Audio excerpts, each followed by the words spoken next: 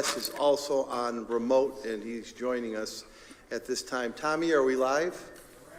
Welcome to our live audience out there in television land. Because of some of our guests, our viewership is up around 20,000 today. So to the 20,000 of you who are watching at home in the comfort of your living room, we want to welcome you as well. So let me just set the stage for tonight's meeting. We have some special guests that I'm going to introduce momentarily. Then we are going to go into an attendance report as promised, with particular attention to the Everyday Labs program. We do have an agenda review. Board members, there are very few changes. Maria will indicate the asterisk personnel report changes. We have a 7 o'clock public meeting. At the 7 o'clock public meeting, I just want to remind everybody that we do have a student coming from GJ Mann. Ms. Capone is here to present to this young lady. She received a perfect score on the ELA last year, so we want to honor her and her family. We have the regular meeting. There is no need, members of the board, for an executive session this evening, but I do have some updates at the end of the meeting. Before we begin, I wanted to just reference that your updated school law books are here. Please take them home. Those are for you. Mr. Mr. Massaro is, listen. Mr. Massaro is always needed. You can tell him I said something nice about him. He's always needed. He wrote the Constitution, so he's making some changes to it right now. Oh, Declaration of Independence. He's making some edits to the Declaration of Independence right now, but he will be here. And then what I thought we would do is when he arrives, we'll school him on page 314 of what's in this book, just to make sure that he knows what he's talking about. But those are yours to keep. Having said that, we're really honored to introduce our guests that are here, and I just wanted to say I'm glad we have the chance to introduce you to the new superintendent of schools, district superintendent, Dr. Farrar. She has come to us, and I'll let her give her history and where she came from and her background, but I've had the real pleasure of getting to know her over the last 6 months. I've enjoyed working with her and getting to know her. I really believe that BOCES is on a great course. She's innovative. She's very willing to listen. She is an excellent choice.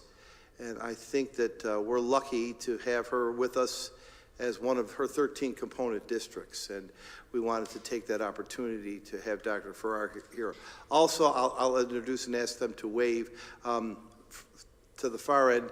In the Christmas red, Melanie Conley is the school business official with BOCES, and Melanie has been, how long have you been at BOCES, Melanie? This is my 8th year. 8th year.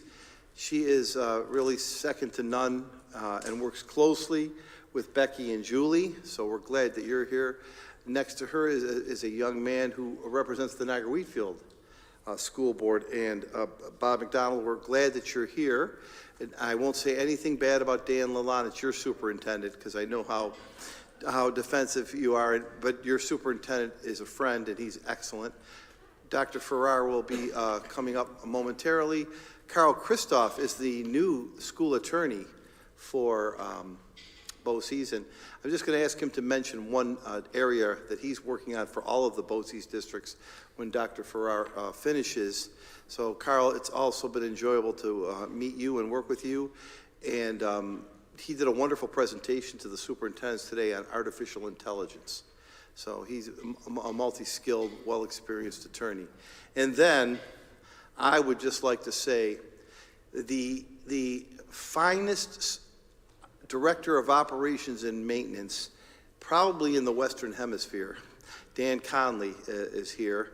Dan, everything always works at BOCES. Everything is, purchased for great prices. He has all the tools, and everything is always fixed. And he never corrects the superintendent in public. He's just a wonderful operations and maintenance director. And I just can't say enough about how great Dan is. No, I'm picking on Earl. I'm picking on Earl. I am sincere, but Earl's okay too.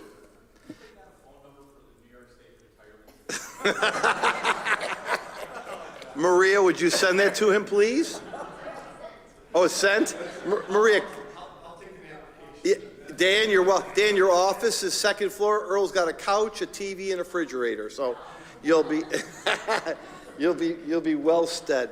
Dr. Farrar, we'd like to welcome you to the mic to introduce yourself and maybe talk a little bit about yourself. But again, I want to welcome you to the 13 component districts. I want to thank you for your great start, congratulate you, and tell you it's really been my pleasure. She also has to put up with me during meetings, which is not always the easiest thing to do, and rein me in sometimes. But welcome, and we're glad that you're here to meet our board. Great. Thank you.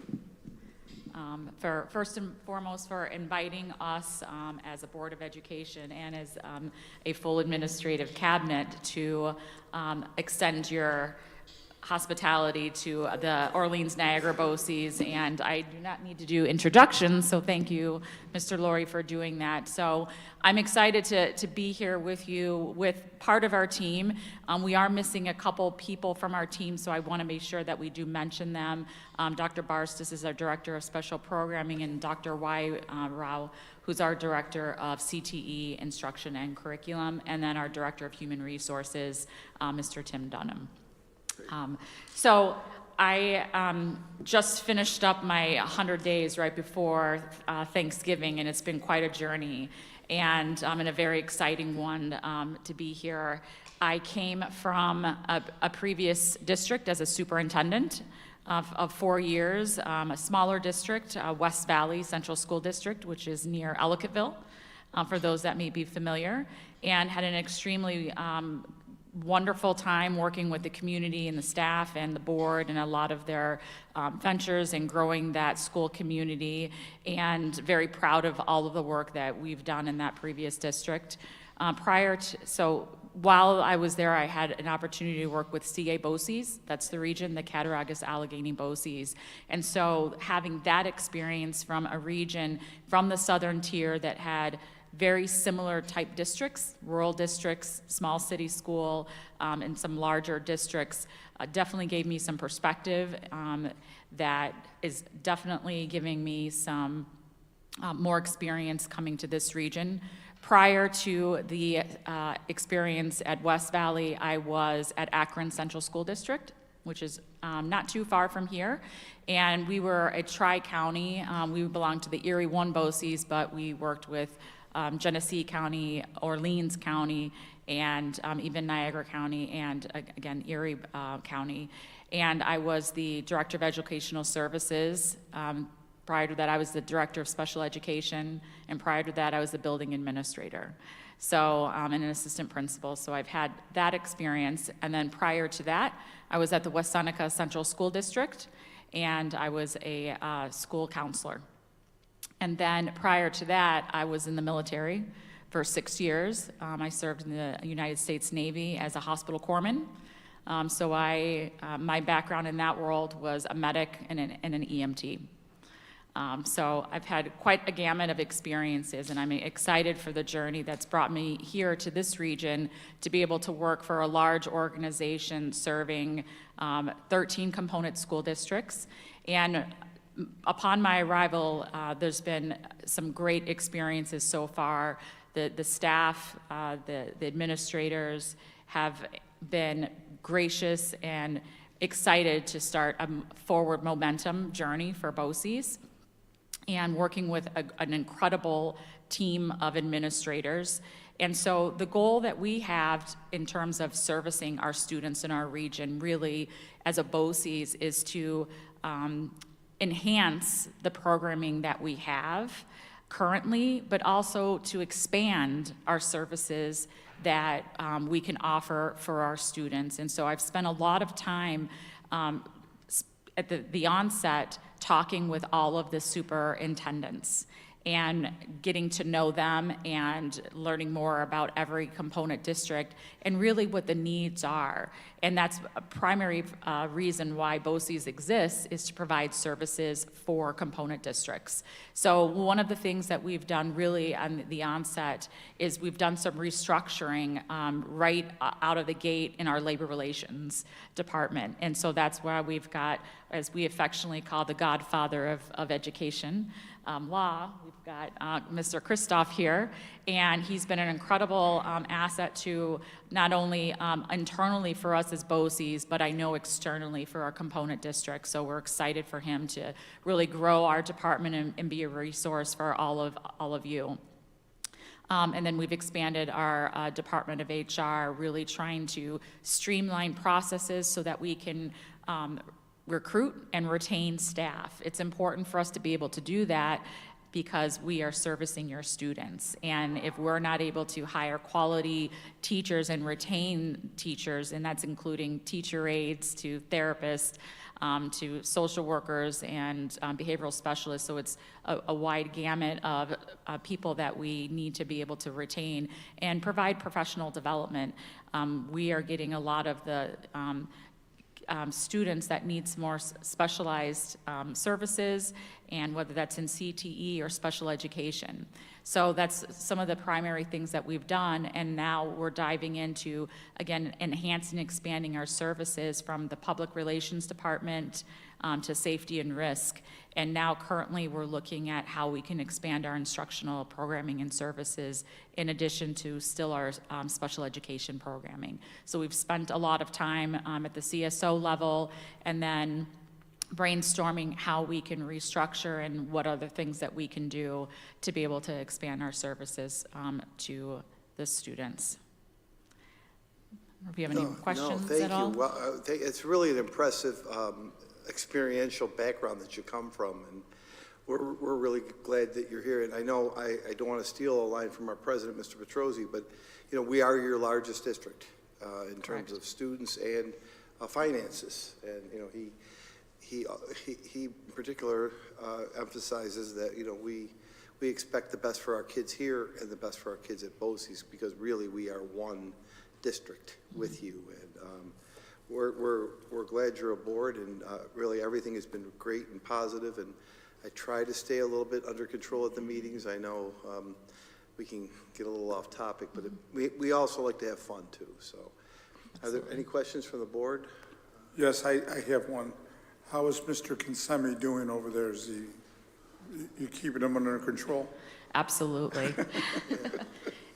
Absolutely. He asks great questions, and you know, and first and foremost, always has the students in mind. So it's wonderful having him as a part of our board. She's very tactful too. That was good, Jimmy. Very tactful. Yeah. One of the just one business thing. The godfather of education law. It's a good thing somebody's not here, Mr. I just got a text message. Oh, he's watching. Angelo is going to grieve it. Angelo just formed a union, and he's going to grieve that. He is watching. But Mr. Christoph, if you wouldn't mind, Absolutely. there was something that BOCES is doing, and I had a chance to speak to Mr. Christoph, who I know has a lot of educational experience in law, but as a consortium of BOCES districts, using BOCES and using their legal services, there are a couple of different major lawsuits that we are going to be bringing to you for resolution. And one thing I noticed about our lawyers, with the exception of Maria, they can be very, very long-winded. So if you would, I don't know you yet well enough, but if you could just very briefly speak about what I'm alluding to. The litigation that I think is probably of most concern to the board, and one which, if you wish to participate, will require a separate resolution, is the case that's being brought against the opioid manufacturers, distributors, and marketers. It's national litigation. There are better than 600 school districts that are participating on the school district side, as well as a number of states through their attorneys general. and even some folks in private institutions. But primarily our focus, of course, is on the public institutions, and particularly with respect to school districts. The idea for this really arose with a board member. While I was the general counsel for the Rochester City School District, one of my board members brought an article to me and said, why don't you read this, and if you think it might be interesting, why don't you talk to the board about it at some point? And by goodness, it certainly was interesting, because I learned that as a result of the opioid crisis in this country, there were children being born from parents who were addicted, who themselves were born addicted. And condemned, if you will, to a life of disability. And a lot of those children, it turned out, of course, are being serviced by our school districts. And hence our school districts are encountering a lot of expense that otherwise they would not have. And that was the impetus for our bringing this case.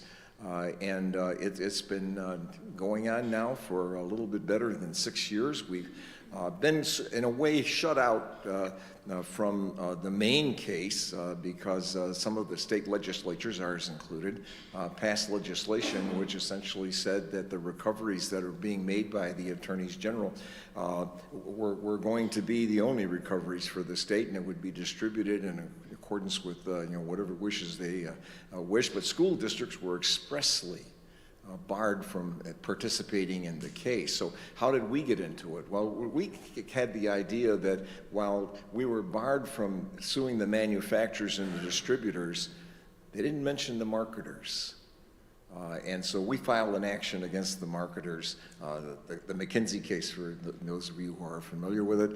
That case has resulted thus far in about $55 million in recovery against the various marketers. Divided among 14,000 districts, that's not a lot of money. But what we did was establish a trust, a national trust. It's the Opioid Recovery Trust for School Districts. If you go online and just put that name in, all of the information about the trust will be revealed. And any school district in the country with special needs arising out of the opioid crisis can apply for a grant from this trust. And there's a very distinguished educator who is serving as the special master and special trustee for the trust. And it's been my good fortune to be elected as one of his 3 advisors across the country. So that trust is very real, and I would certainly suggest to this district that you seriously consider applying for a grant. I have a lot more detail about this, but you have a good-sized agenda, and I certainly would like you to get at it. But I can't close without thanking you all just for this opportunity. Thank you. Great to see you, yeah. Dan, Melanie, Nair Wheatfield, anything you'd like to add? You don't have to. No, you don't have to, yeah. You don't have to say anything here. Dan, Dan, would you come up and help me do a performance review of Mr. Smeal? No, I actually got to get going. I think I got to feed the dog. Yeah, he's dressed very nettily. He's nettily attired. He is a well-dressed man. Yes, it's, so he never looks like that usually at board meetings. So I really want to welcome the BOCES team. I want to thank you. I want to really give you our congratulations and support. You only are allowed to stay for 88% of the meeting because that's our aid ratio. So you'll have to, you can't stay for the whole meeting. You can't stay because there's 12% we don't get the aid on. But no, you're more than welcome to stay, or we know you have busy lives and families and that. But I wanted to thank you very much for coming and say good luck. Good luck. We're in it together.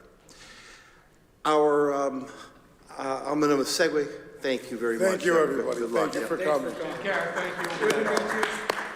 Earl, Hey, Mark, I'm coming next month for dinner. you can come every month and every day if you'd like, Dan.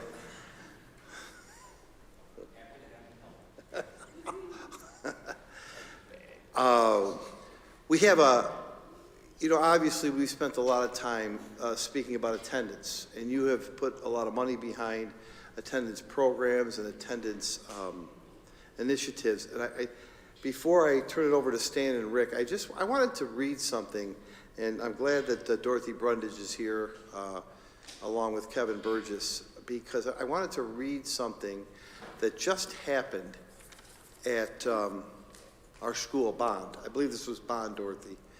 I want to, and it's kind of sets the tone for attendance, and it's why the Family Support Center that Kevin is directly responsible for is important, and why it's positive information that we're doing to combat attendance, which has been a charge for all administrators in all schools.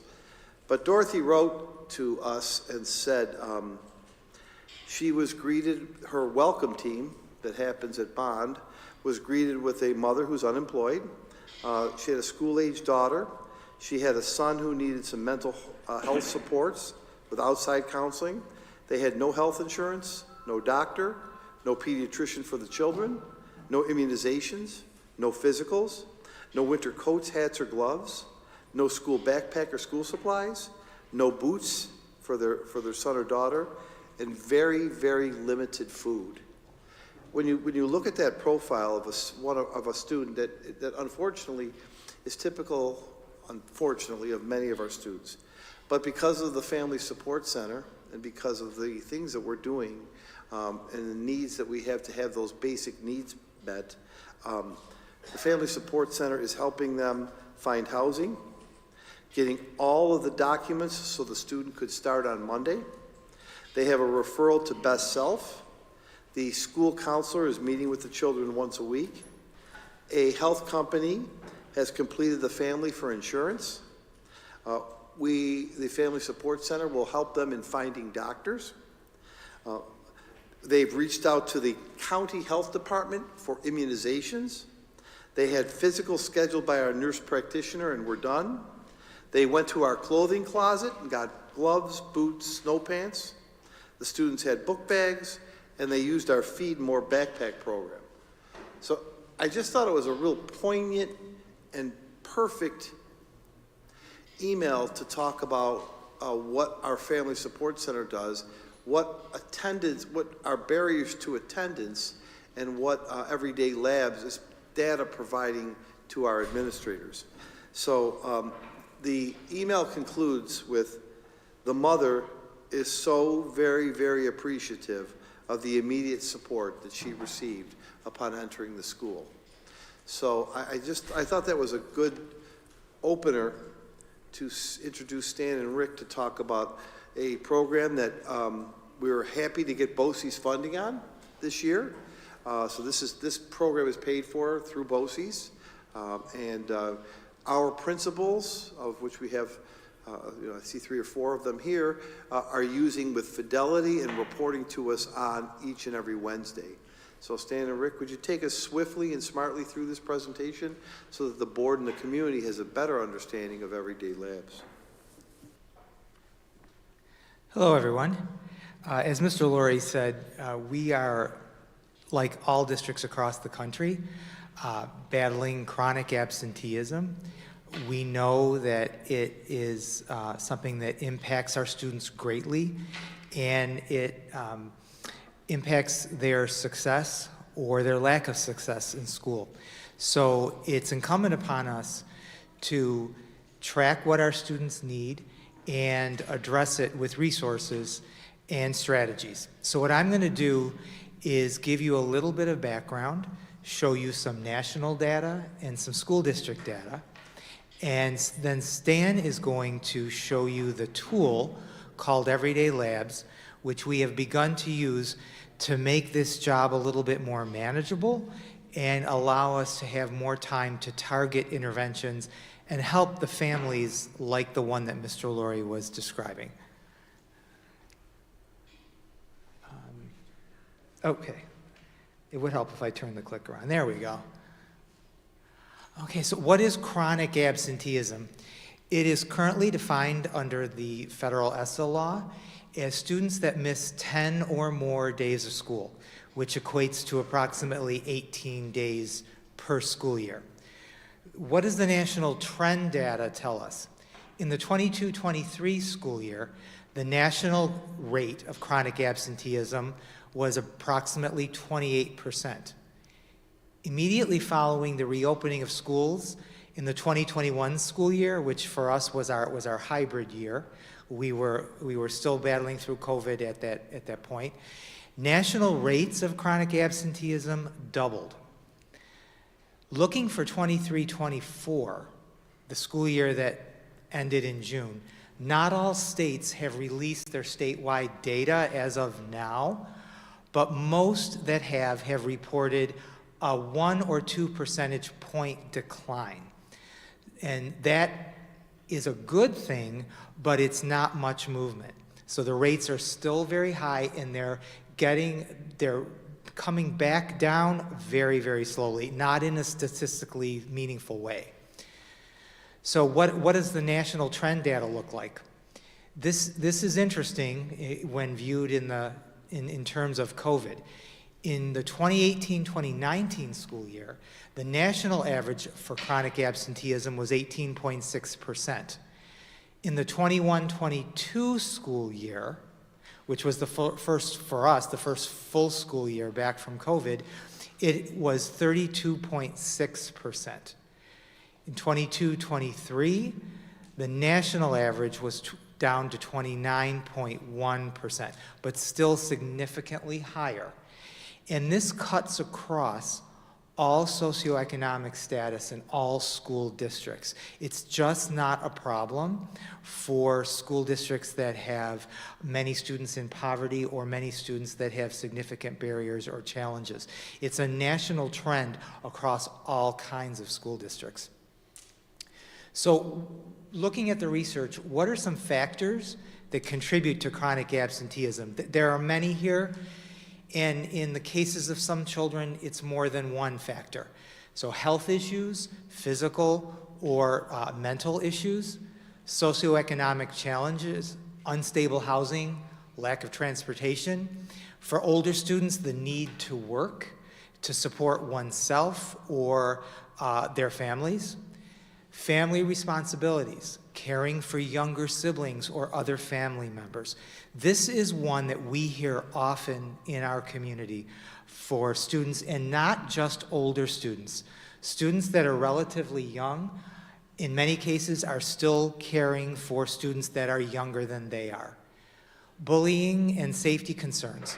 The fear of bullying or other student conflicts or general unease in the school setting is a factor that's often cited.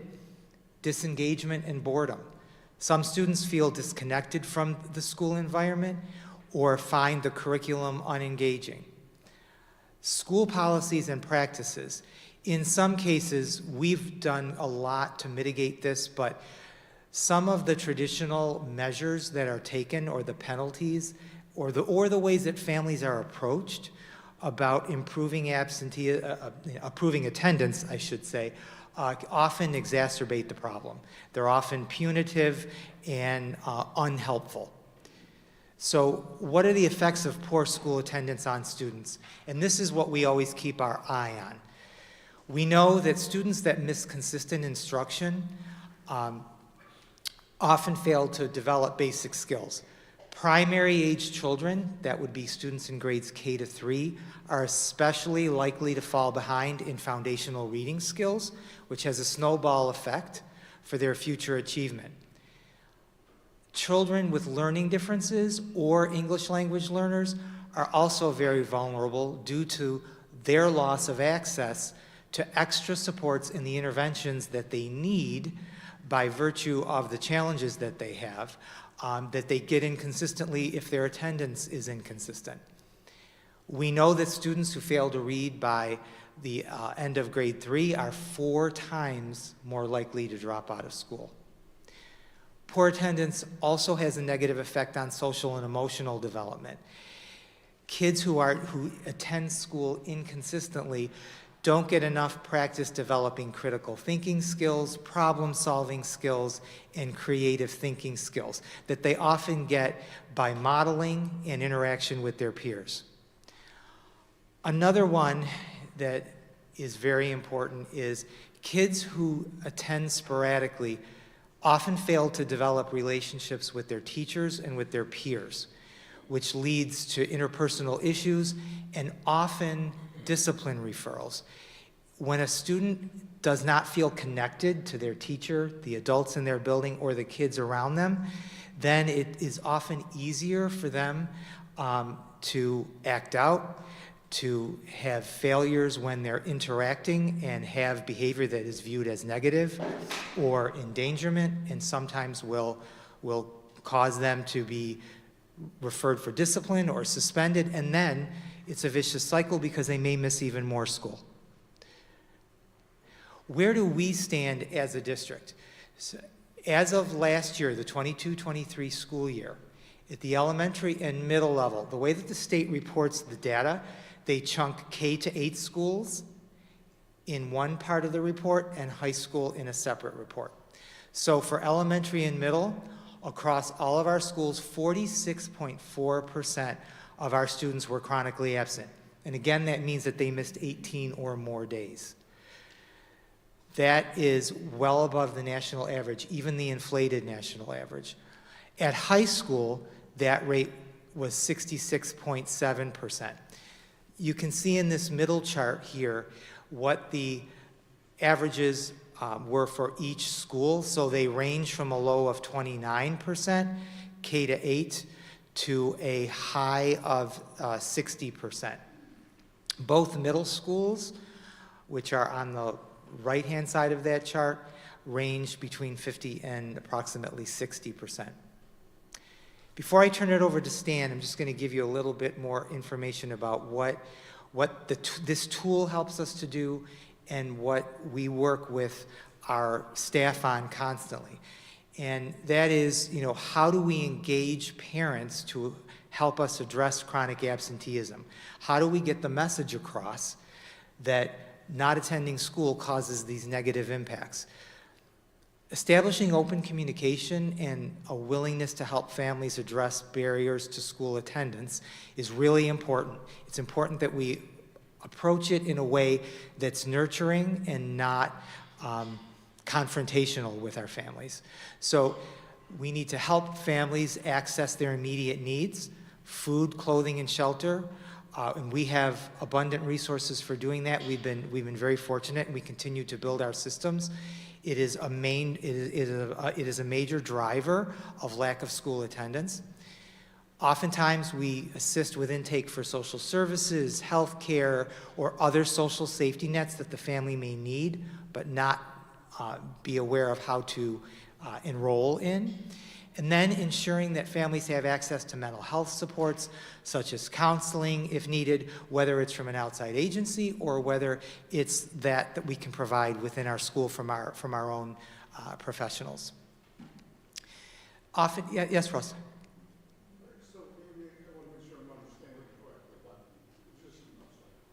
I want to make sure I'm understanding Sure. it correctly. 79th Street School, it's 31.5% of the chronic absenteeism? Yes, 31? 31% of their students last year missed 18 or more days of school. Okay, got it. Thank you. Right. Before Stan does it, our district historian, Judy Glasser, keeps books and documents. So I have the attendance report from 1997-98 and 1998-99, where you're 1897 and 1898. By the way, Maria Angelo did very well. He did very, very well. So almost all A's. But at Fifth Street School in 1897, the attendance rate was 71%. They jumped to 73% in the next year. And at Cleveland Avenue School, the attendance rate was 63%, and they jumped to 72%. This is a lifelong education problem. Just think about those years and the different factors, probably farming and other things that were going on, versus the factors that we have today. But it's nonetheless, nonetheless hasn't changed. I just wanted to see, back then, were we doing better? These are right from our schools, so just a little more trivia than anything, but it's been a historic education problem. Go ahead, Stan. I think, No. Well, maybe they were keeping, I don't know, I wasn't around, we can ask certain people, but maybe kids were farming, or, I don't know, you know, I don't know what was going back then. Or working in factories, yeah, yeah. But good luck to your fathers, or a good role model, Maria.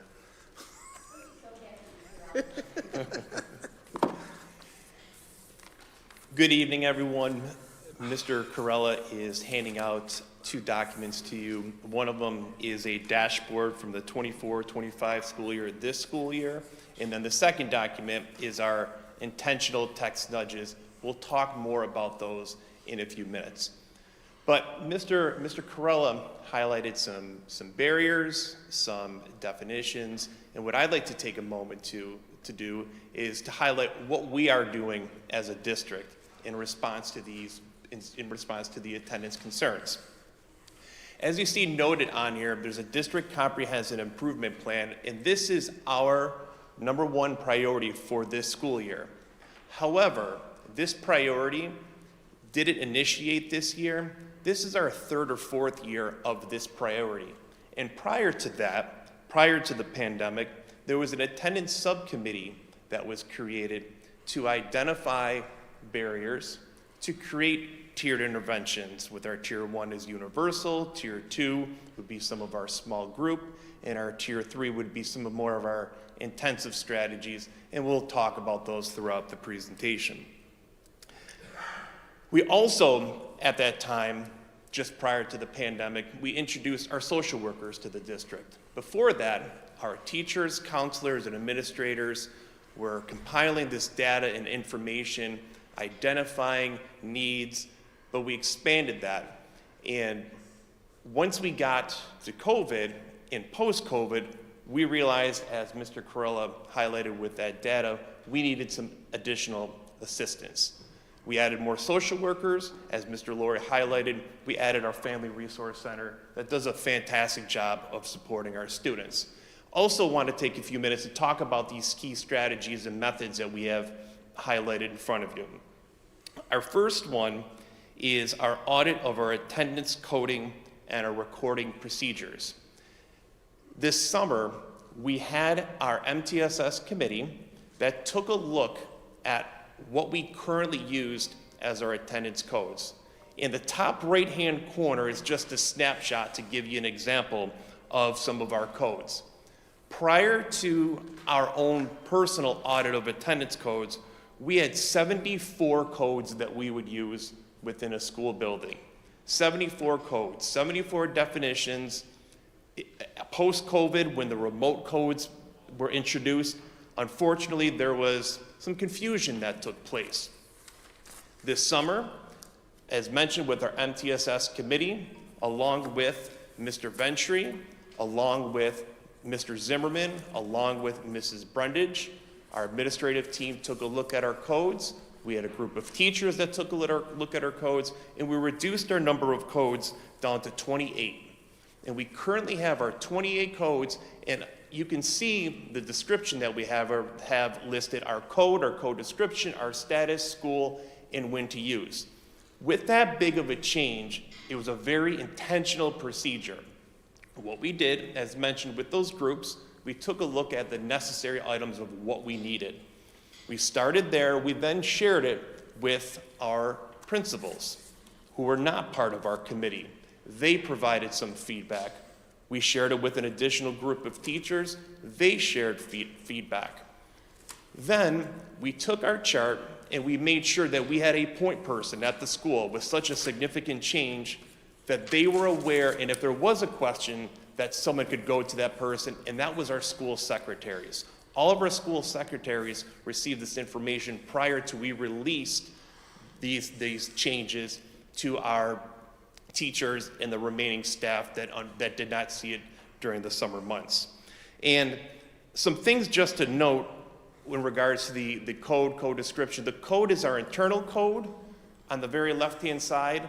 we have the status, which is something that is important to note. That is what's reported to New York State, and that's something that we paid very close attention to.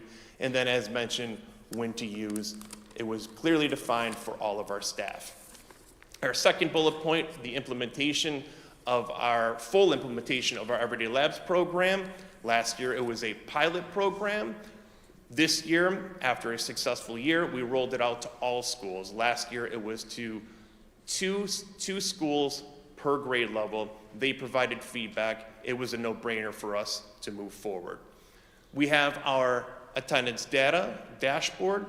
Our administrators come to Evolution once a week. They report their information.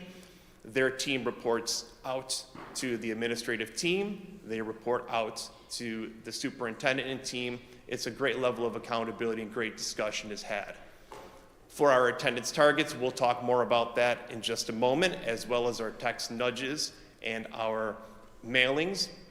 And also, our second to last bullet down there, we have our repository of information that we share.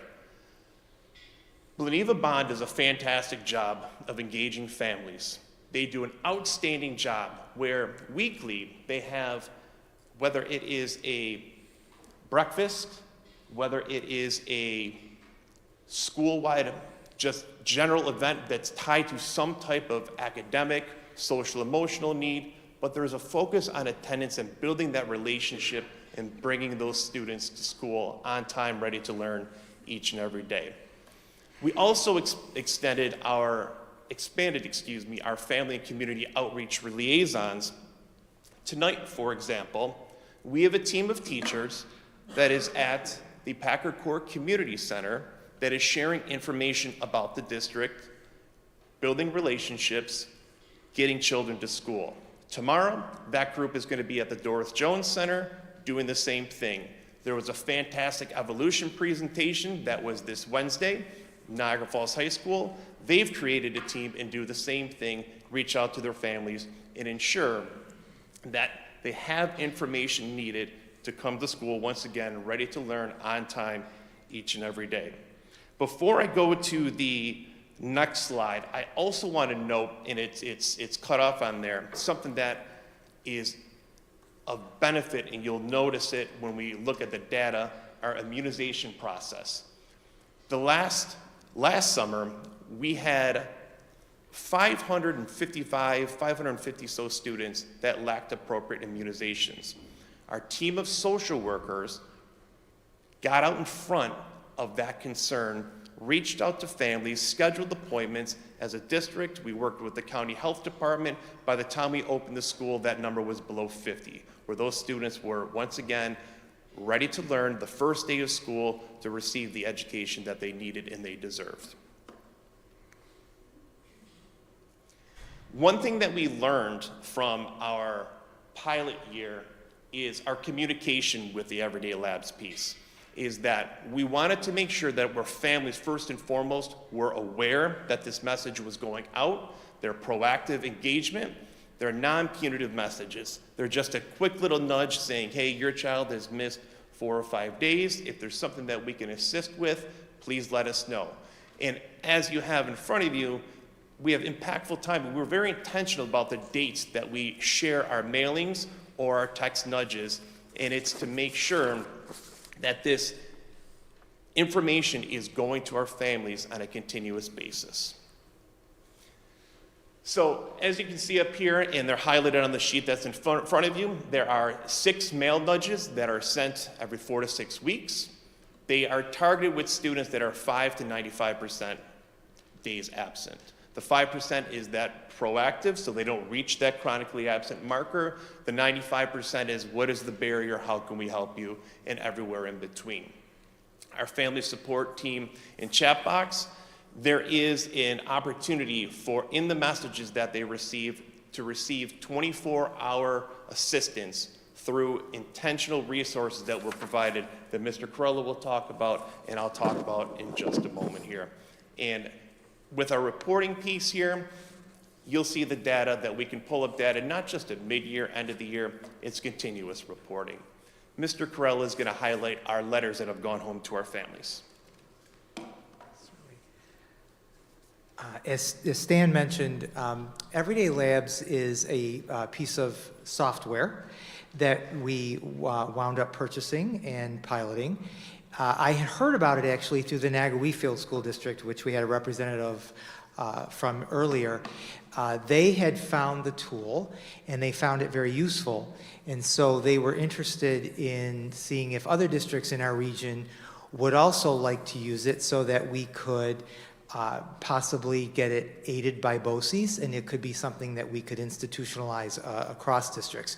So I was intrigued by that. I took a look, and it really has many, many pieces to it that are very useful for us. So one of them that it starts with is the more traditional thing that we think of, which is if a child is beginning to miss a lot of school, we want to notify the parents, and there are, typically in the past, it's always been done through a letter that's been mailed home by the school. So this is a sample letter. We have designed a schedule with the people who work with us on the software. So we set markers throughout the year, and students who are at a certain threshold of absences, the parents receive a letter. The letter shows them a lot of information, more than our traditional letters did. It also shows a snapshot that compares their child's absent days to the average student in their grade level. This is important because one of the things that we know from the research is that it's very easy for parents to be unaware of how much school their child has actually missed. They know that they're sick on one day, they may have an appointment on another day, but they often lose track of how those days add up.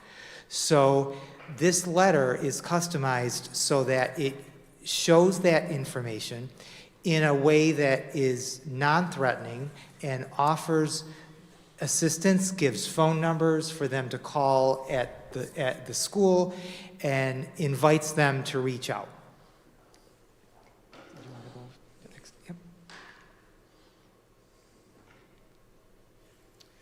This is just another example. So we have our mailing, and as we have here, it's specific information for text messages that go out to our families, and as noted on here, it's information that we've been able to plot that pertains to our district. I'll talk about some of that data as we look at the dashboard. You can see again, it's non-punitive information that we're reaching out to those families with. It's something to nudge them, to offer our help and our support. To tie in with our specifics, with our family support bot, you can see that on the left-hand side, there's a nudge about transportation, and then you scroll down there, that's our number, our transportation office, that keyword will populate this information. On the right-hand side, you can see some things such as community resources, and then again, some of the key words that will populate additional supports for our families. Something that's really important to mention about this. We've talked about our teachers, our counselors, our social workers. This tool here is not to replace a trusted adult. It is simply just an additional tool for us to reach families. This document I wanted to share and mention this because we had a wonderful presentation from our Walk the World folks a couple of weeks ago. We have the ability to reach all families in the district, and that's what this multilingual family support team offers us. And again, this is available 24/7 for our families to ensure that they have all the resources they need for their child to attend school. I'm going to take you now, this is the dashboard, and to effectively navigate through the dashboard, I'm going to actually step on over to Mr. Granieri's screen to toggle between the information.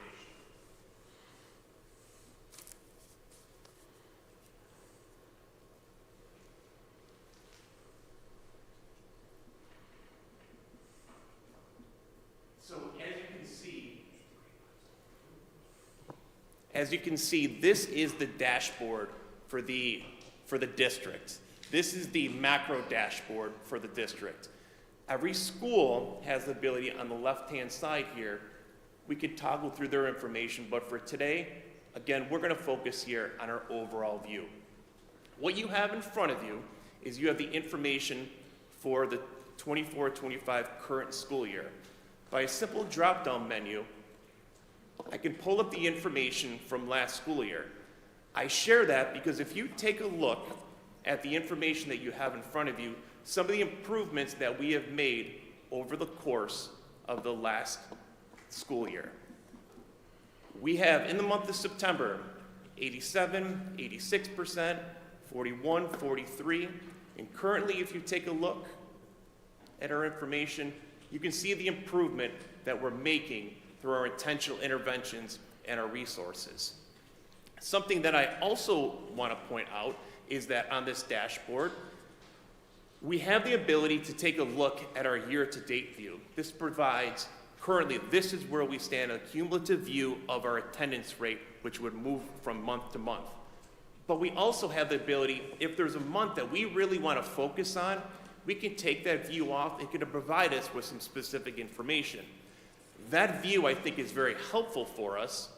If we take a look at last school year, where you can see during the summer months, or excuse me, you can see during the winter months and unfortunately, during the flu season, you can see where our attendance dips down and where our challenges are, and then it picks back up. It's something that our teams utilize, that provide those intentional supports. They intentionally monitor. It's, again, a wonderful tool. Not too long ago, where Mr. Laurie highlighted some information from 1897, our teams weren't too far off from compiling this information. What's helpful with this tool is that instead of pulling information from PowerSchool, where all of this information comes from, previously they would take it from PowerSchool and manually create these charts and this information. Now this saves our team time, our social workers, our counselors, our teachers time. They can address things such as Mr. Burgess and Mrs. Brundage talked about. So going back to our year-to-date view, and I'll go back to our current school year here, that not just our overall view, we have the ability to take a look at some of the tiers that we talked about and where our students stand. At the school level, in the school dashboard, the teams can click on these, in this pie chart, they can click on the level, the tier where they're at. It'll populate a student chart, where students are specifically, and provide a student profile. Unfortunately, we can't do that with this presentation here, but it's something that our schools utilize quite frequently. We also have here our information that is broken down with our attendance rate and our absenteeism rate, school by school. All schools to date have shown growth and have shown improvement from the intentional interventions that we have provided. Is it enough? Absolutely not. Do we have room to grow? Absolutely. But we're trending in the right direction, and through continuous conversations, we're going to get that attendance rate, all of our schools, into that 90%, or even more importantly, with our chronic absenteeism rate within our 20s, or ideally in our teens. Nice job, Diane. Number 3, it's a bronze medal. Let's get a gold or a silver. Come on, Diane. Let's go. Oh, sorry, Stan. We also, on the left-hand side here, we have some of our features that our schools utilize quite a bit, is that this can give us a day-by-day snapshot. So we're looking at the month of September. We're taking a look at all of our days, and what days there may be a trend where some days students are absent more often than others. We have our dates. I'll scroll down to just prior to Thanksgiving. Unfortunately, you can see where our students unfortunately didn't attend that Tuesday before Thanksgiving. Another very unique feature with our Everyday Labs dashboard is our cohorts. With our cohorts, again, this provides you with the overall district with our attendance by grade level. We have our pre-K 3, we have our pre-K 4, and you can see their year-to-date attendance. Our teams utilize this information as was mentioned before, to set some attendance targets, set some groups, set goals to address areas of concern. This is broken down, again, simply by our grade level. At our secondary schools here, the screen does appear red. It's growth and improvement over the course of the last couple of years.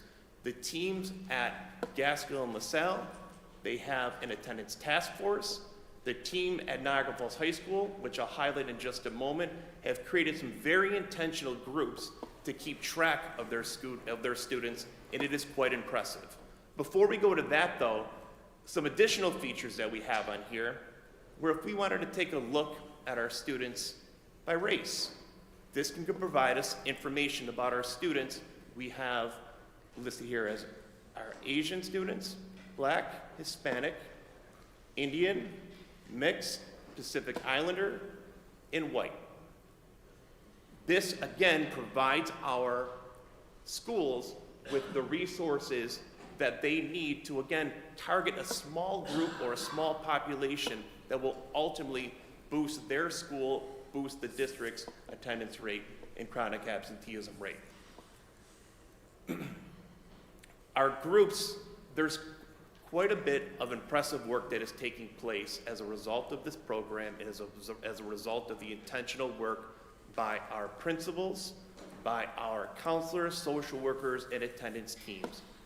I can't click on the view here because it would provide some student information, but as you can see, Niagara Falls High School, Gaskill, Kelfis, our schools have these teams that are dedicated. If you go back or even into the chart in front of you, you can see the pie chart where some of the areas in need of improvement, they're tracking this information.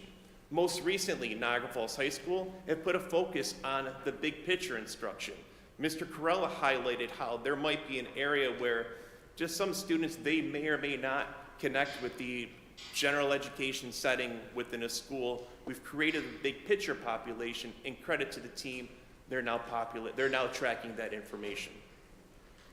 It's, again, quite impressive. You can see almost all of our all of our schools are represented on this chart. We also have the ability where, with some of our reports, we talked about our information that goes out to families. This is the number of mailings that have gone out to date. This is the number of text messages that have gone out to our families so far. Think about the human capital that is being saved by this program, where our counselors and social workers now can have those conversations with our families to get them to come to school, once again, on time, ready to learn each and every day.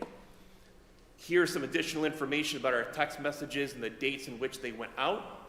I do have to be careful with this one because I don't want to go below and share any student information. But we do have with our community engagement, we have with our family support team, you can see some of the resources that have been requested. You can see this information that is on here, and the example that was shared, attendance. If there is a message that goes out to the family, we've had 62 families that have requested additional attendance information. In addition to the chat box, our schools have the ability to go in, note what student has requested that information, and follow up individually with that family and provide some support. And again, without going through all of these are all just examples of additional supports that are available to our families. We're trending and growing in the right direction. We have room to grow. On this chart here, we also have some professional resources that are available to the families, to our school.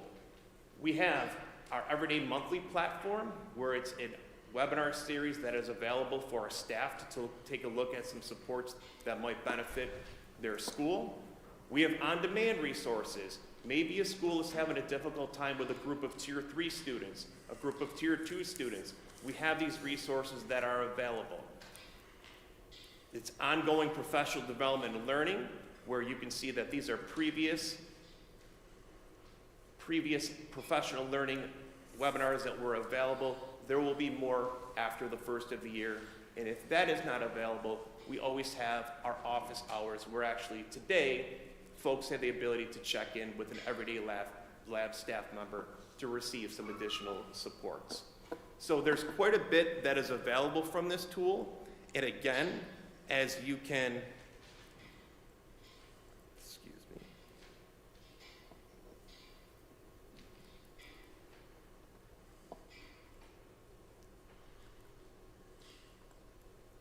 Sorry.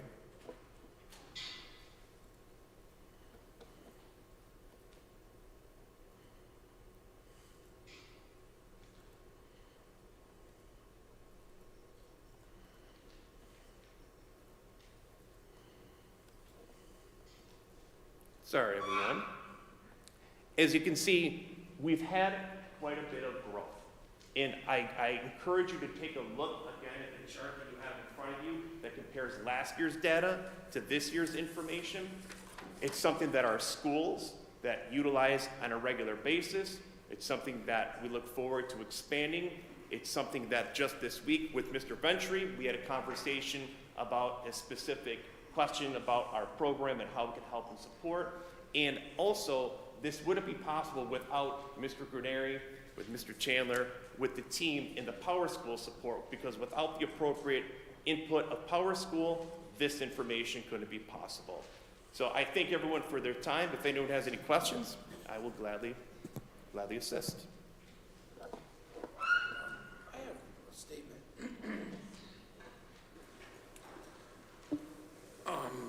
So what do you, other than the data, what do we feel that we can do to improve? I mean, sometimes we've used Chef Bobby and with some of the kids that were in the programs and they were wanting to come to school. Is some of our approach have to be changed as educators, as a board? Do we have to change things so that we give them more things that some of these students can do that are at risk with the attendance and grades, because they go hand in hand? Is there more programs or like stuff like I mentioned, Chef Bobby? I don't know what the attendance is at the high school with the Trades Initiative group. I'm trying to wrap myself around some of this, and as you guys observe this, and some of our other folks in the audience, what can we do? Is there something we can do, not a stopgap measure, but an improvement measure? Well, I think you mentioned several of the things that we're doing, because it's not just one thing. It has to be a multifaceted approach. Yeah, we have the Boys and Girls Club available in all of our schools for latchkey and other after-school programming. That's important to a lot of families because they need a safe place for their children before and after school. So that's very important. Developing diverse curricular options for students, like you mentioned, what's going on at Niagara Falls High School, the Pathways program there. That is also very important to keep kids interested and engaged. And using a tool like this, as Stan demonstrated, it takes all of our information and it helps us very easily see how all of our kids are doing and group them so that we can support families and students in the moment when they need it most. Because before we had this, literally what we would do is run very long lists out of our student information system, take a highlighter, highlight all of the students that had missed a certain number of days at a certain time of the year, transfer them to another list, and that took a lot of time that we would rather, and we know we need to spend, working with families. So our counselors and our social workers have more time now to make phone calls and to go out, to leave the school and to go into the neighborhoods and visit our families, talk to parents, find out what is happening. And also when Stan showed the text nudges and the chat bot. When we set this up with our advisor from the program, we populated it with a lot of district-specific information. So when a parent receives a text, if they respond to that text and use certain keywords, the chat bot will immediately zero in on that and suggest someone or somewhere in the district where they can get help. It will provide phone numbers, let's say, for example, to the transportation office. If the parent said that the bus didn't arrive or they're not sure where their child's bus stop is, just using those words, the artificial intelligence picks it up and shows them where to call to get the correct information. So it's really a multi-pronged approach. Yeah. I think we can't truancy officer our way out of this. We do need that, but we can't. Truancy officer is short-term fix. We can't do that. Rick was hitting my second point. I think the pathways at the high school are great. I think you are seeing improvements. Those pathways have to be driven down to the younger grades, which is something that we'll be on our way to do. And I think we have to continue to ask your support for social workers and expansion of the Family Support Center. We are now at the level where we're talking about adding a medical clinic to the Family Support Center in our district so that we can do immunizations right in our school. Those are little tweaks, but if you really want to know what I think would make a huge jump, and that we haven't done it, and is going to require both money and resources, if we offered to bus every child to school. The way to move this needle faster, and it's a 135-year problem, but in my opinion, if we could find 40 bus drivers and the money to pay, which would be something we could do, I would come to you and ask to bus more children. Rick or Stan pointed out there, look at the days and the months, and now line those days and months up with bad weather. Our kids are really tough and good, but sometimes our little kids, our little babies, are not going to walk 7/10 of a mile in bad weather. It just isn't going to happen. So the radical idea, and the way I think it's not out of the realm of thinking. We got some barriers, but my wish is we would offer a transportation without regard to mileage, and I know the finance people are getting nervous over there, but if we really want to attack that, I'd like to try that for a year and see what difference it makes. Again, that's certainly on a wish list, but if you really want to know my answer, I think we're moving the needle slowly. Stan's right. We're improving, we're recognizing, we're looking at data, all that good stuff. But it is. And the program you reference, when you pick on Chef Bobby, the Family Sports, those are making good gains. You want to really move the needle? Offer every parent a bus. That's really what I think. So go ahead, Ms. Dunn. I just have one comment. I think this is great, what we're doing, because parents need to know. And it's better and it's easier when a person and a parent and a student know why something is happening for you to get their support. In my personal family, the attendance with my high schooler is a problem. The 2 elementary kids, they love to go to school. So when my grandson comes to me and says, I don't want to go to school, I stretch it a little bit. I said, well, if you don't go to school, the state don't pay us. And if we don't get state money, then you don't get the education that you deserve. So now he'll go, if he don't want to go to school, he'll say, I know, Mr. Laurie don't want the state to not give us money. So right. He'll go to school. So it's important that people understand the reason why we do the things we do, or, that we must do. So I think this is really great. Yeah. And if you continue to expand it, it's going to be even greater. But this is a very good start, because parents need to know. Thank you. It's a good system for that information. Now we've got to use it to its full capacity. We've got to continue to look at the tiers of support. What can the board do? Continue to do what you've been doing. We ask for something, you give it. I have a couple of questions. Sure. Or a couple. I think it's a great program to keep track of the, the students and the data and everything, but a couple of things I'd like to know is how many parents respond back to texts? Do you get a lot of response back when the child's out? And the other That's thing, actually on the dashboard. okay. Yeah, the I think it program was will like tell six, you that. And the other thing is the same thing, we're responding to the letters for the attendance for the students when they get the letter. How much impact does that have on getting the students with chronic absentees to come to school? Well, I think that Is it showing an improvement? I'm just. Well, I'm it curious, are, 'cause I all want to we use can everything look we at. can to get the kids to Yeah. school, and I hope it's working. Yeah, I mean, well, looking back at our rates is the best way to figure it out. So we I know it's are early making. on, I'm sorry, I don't mean to interrupt, but I'm No, just saying. no, I know know, it's I early on in the understand, yeah. program in the school year, and maybe Right. compare this year to next year, it might be a better handle on how the Right, program's doing. right. So we have to look month by month, year by year at that gradually moving the Well, I hope needle.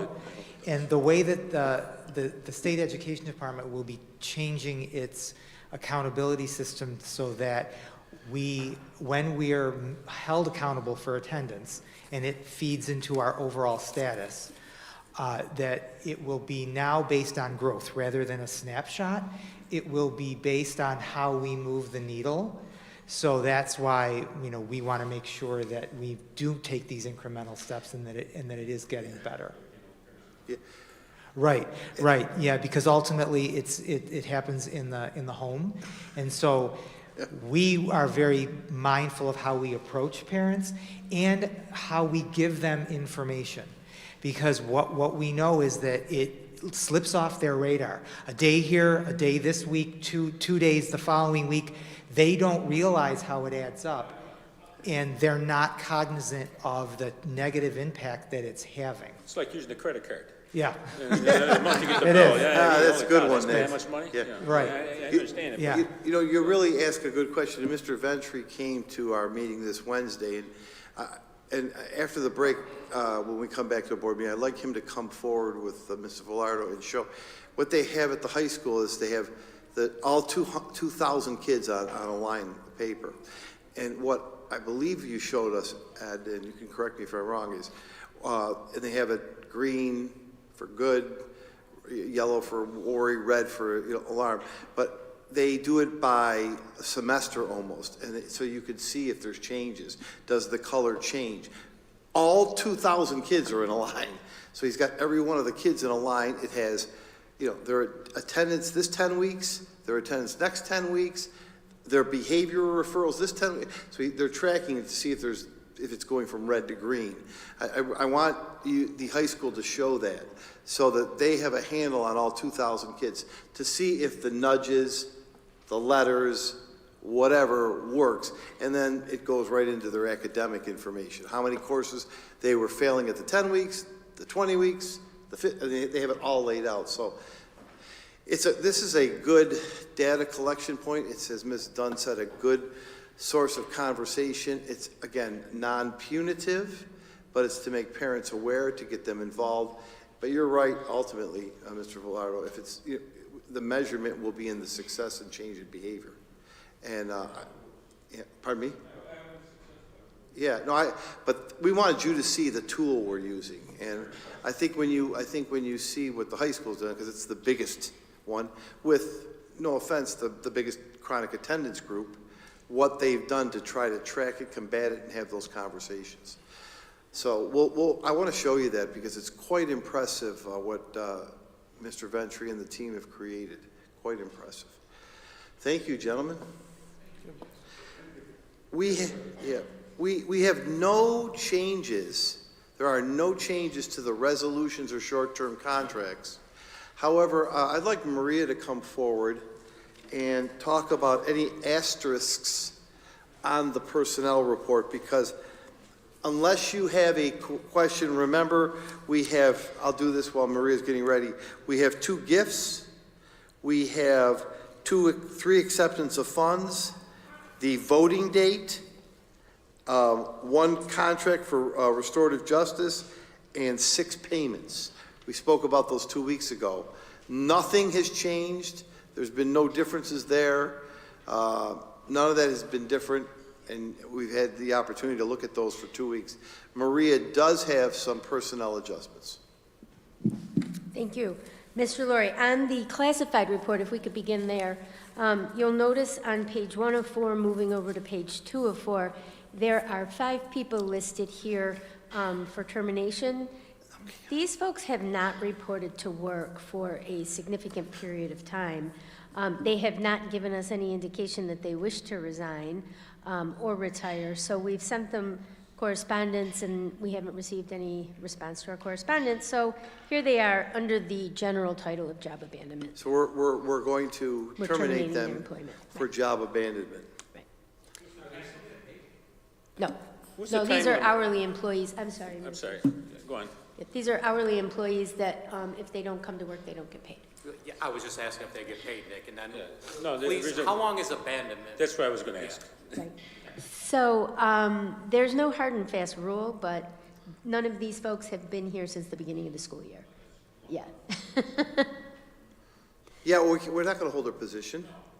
You'll notice the dates, June 30th, 2024 is the effective date because they haven't. The person who's November 22nd, 2024 is a different circumstance, and I believe Mr. Laurie has filled you in on that circumstance already. I'm sorry. Yeah, yeah. Page 2, the name at the top of the list. That's okay, page 2. Classified one. Yes, I have filled the top name on page 2. I have filled you in, and you'll look at the school and you'll know the name and the name and reason why, And the circumstance. and the circumstance behind it. So We the, can't get a hold of them. right, We've tried, and we cannot get a hold of them. and we even sent a certified letter to them. Certified letter, oftentimes we'll send Mr. Cunningham and team there, nothing. If you don't want to work, we got to move on and hire somebody else, because the job has to get done. Correct. You'll notice that moving down the page, because we had a couple of job abandonments, we had to hire some new people. So you'll see some probationary appointments there in front of you, special ed classroom associate, assistant child care associates, there's 2 of those, a district-wide safety officer, and a technology associate at Abbott. So we were replacing as we were also terminating. And then moving on to page 4 of 4, you'll see 2 involuntary transfers there. That's in the maintenance department. We took care of that with Earl and their union president. And then some winter sports overtime work and coaching positions for winter 2024, 2025. The name is there. This is not a current employee of our district. This is somebody who is coming on just to coach. And we have surveyed all of our current Niagara Falls teaching staff. No one was available for this position, and this person was willing to take that job. We worked with Mr. Contento on that. Moving on to the certificated report, if there's no further questions on the classified report, you'll see most of the changes on the certificated report come under the Schedule B area and under the per diem as well. Any questions on the? I want to make a point, Maria, because I want to always keep the board and the community up to date, and also compliment you. We lost an E&L teacher, but we found an E&L teacher. We needed a music teacher, and we found a music teacher. I believe we will have, unless you're telling me differently, at the start of the year when we come back, we will be looking for a school psychologist. We have a school psychologist. Wow, you are ahead of me. So my point is, we have lost a few people, Yes. but I am really pleased to tell you that Maria has found replacements for them. And I wish they were still here. I'd like to give a shout out for that because the assistance that we received from our certification specialist at Orleans Niagara BOCES it's really invaluable, especially with our 2 latest hires. There have been some certification pathway issues that we've had to navigate to ensure that they are properly certified. And she helps us all the time. Her name is Kimberly Ashbury, and she works for Orleans Niagara BOCES. We really need to let Dr. Farrar know this. Kimberly Ashbury is her certification specialist, and Maria is probably on the phone with her more than she's on with me, because we're constantly moving and adjudicating and getting individuals certified. And she has many resources at her disposal that Maria asks for.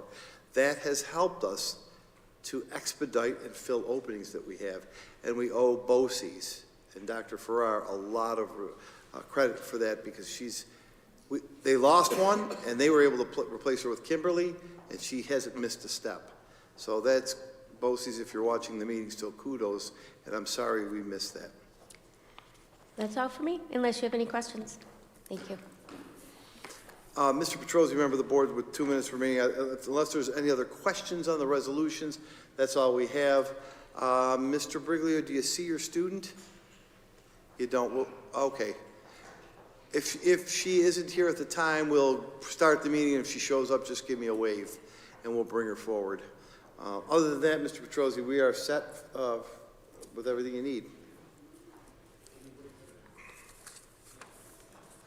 We have a couple of young students in the, Sorry, Tony. in the audience. Would either one of you like to do the pledge to the flag? Anybody want to do it? Any of you students? No? Okay, thank you. Okay, call the meeting to order. We'll start with the Pledge of Allegiance.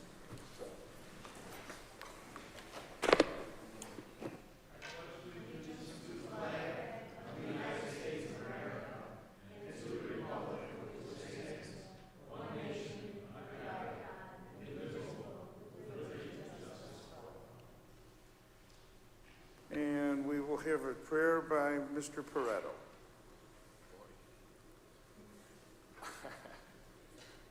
Okay, bear with me. We are here tonight to bless everybody here, bless our students, especially during the holiday season.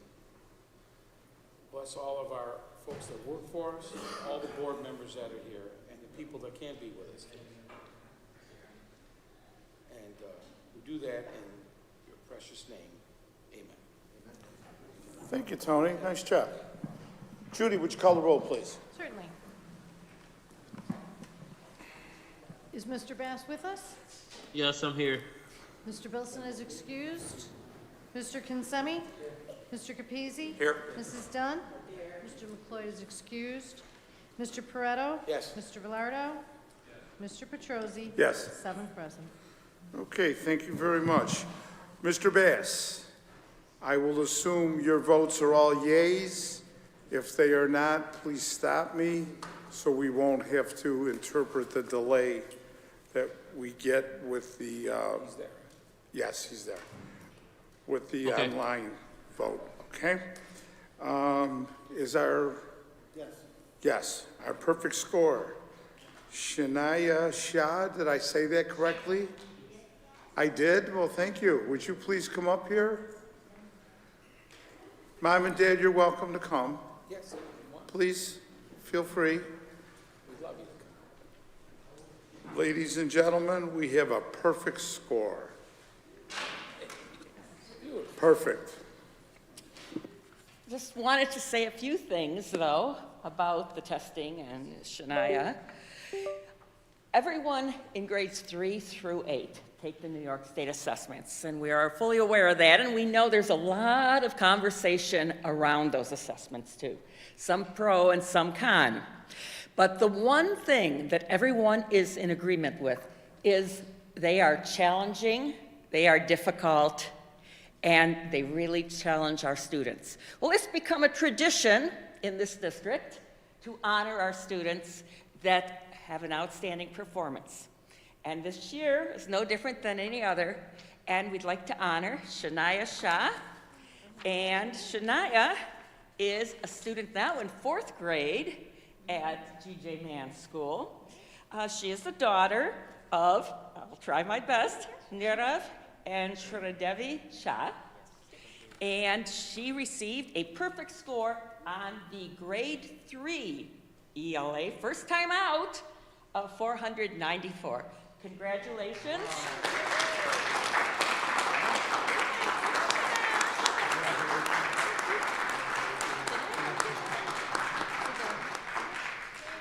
You're welcome. Come on over here. We'd like to take a picture with you. Come on in. So I would just like to say, come on in, we'll take some photos. There you know how to hold that up. Lower it a little bit, So they can see your face.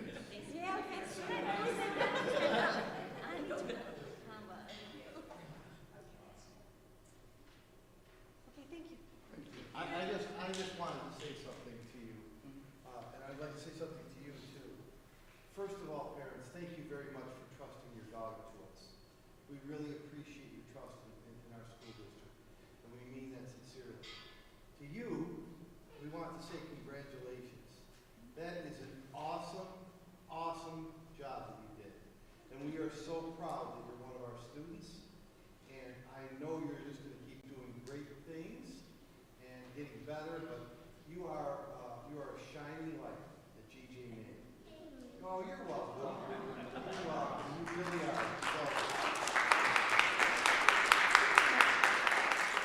this is Mr. Goodyear, your principal, and Mr. Petrozzi is our board president.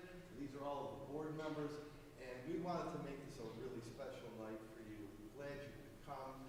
We hope you would display that proudly. You earned it, and we hope to see you here for a lot more.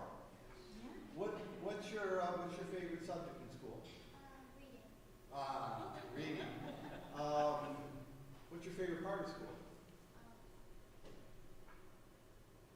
You can say anything you want.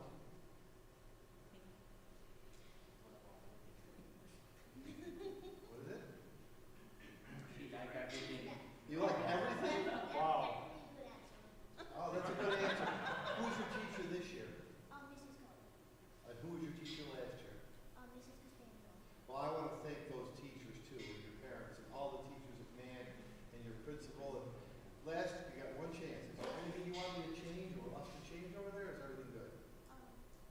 Oh, thank God. Well, again, on behalf of the board, all of us, we thank you for trusting us, and we congratulate you. Way to go. We're so happy.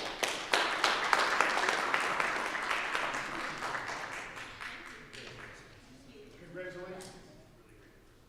Okay, I have one question. Take after mom or dad. Who did she take after mom or dad? What did she get? There you go. Smart man. Next thing I want to know is where do you take your dry cleaning? Where you buy your furniture. Where do you buy your furniture?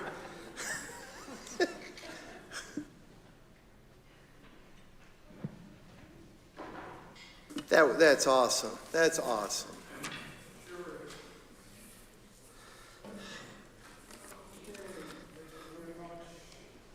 Moving on, minutes.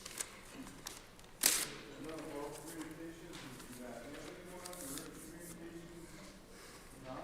Recommendations from superintendent of schools, 401 and 402 together. 401 is the minutes, 402 is the budget transfer number 5. Move, Tony. Jimmy, questions? Call the roll, please. All in favor? Aye. Any opposed? I'm sorry.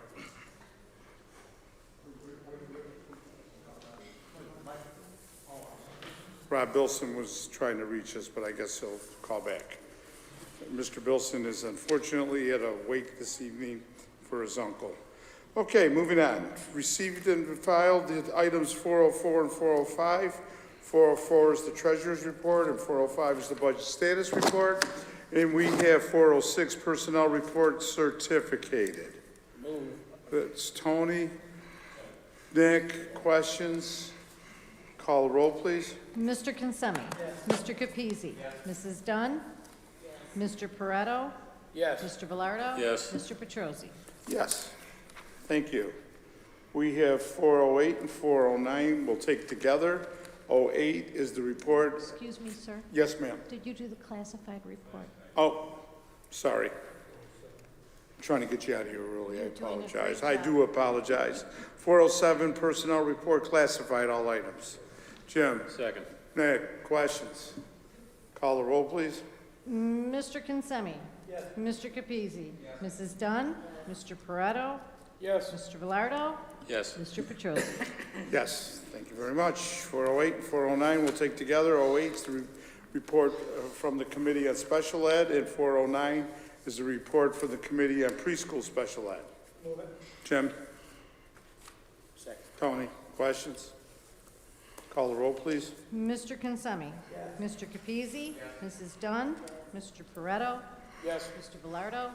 Mr. Petrosi? Yes, thank you very much again. 4.10, short-term contracts. I'll read the names.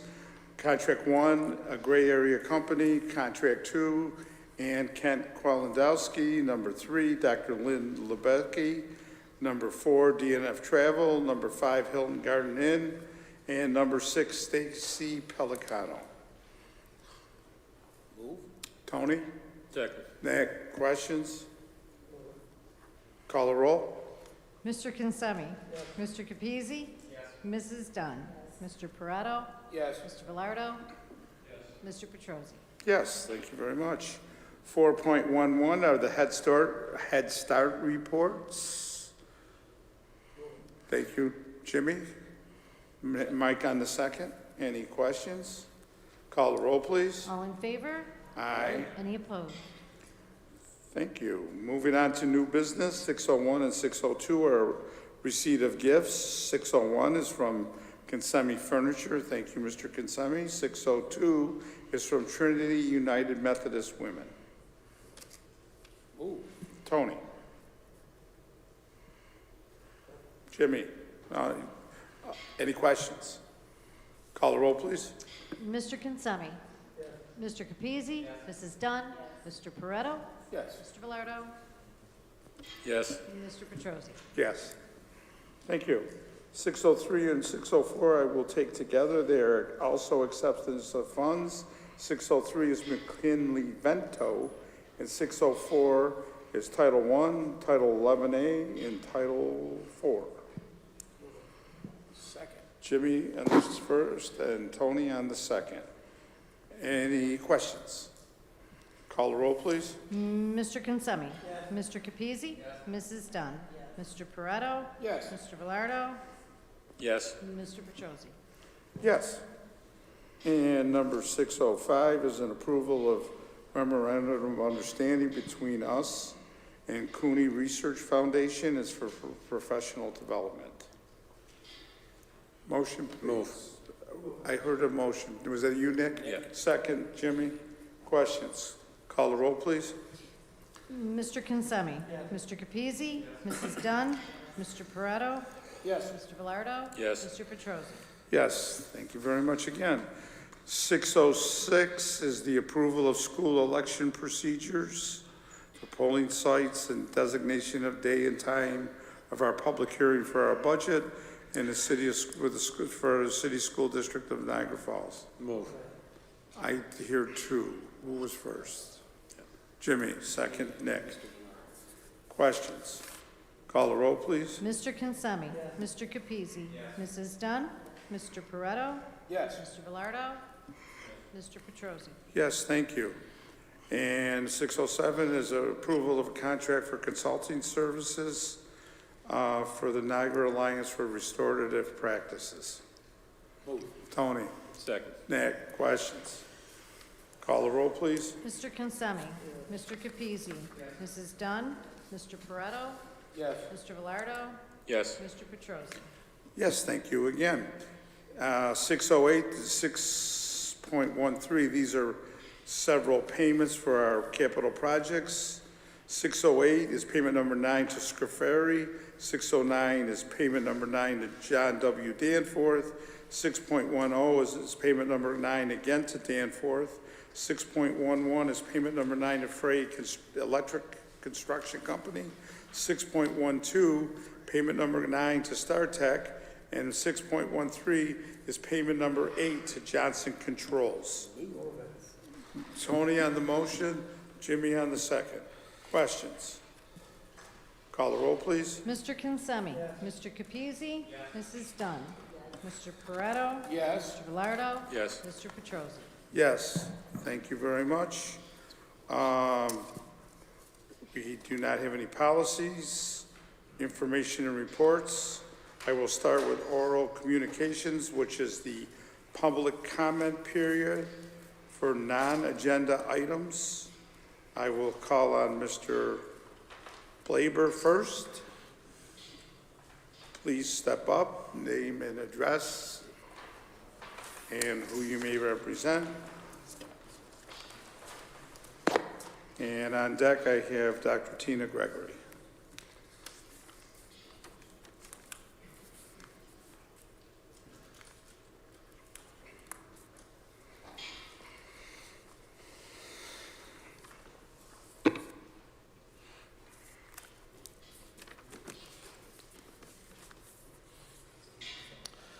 Good evening, ladies and gentlemen. I brought my daughter with me as we were showing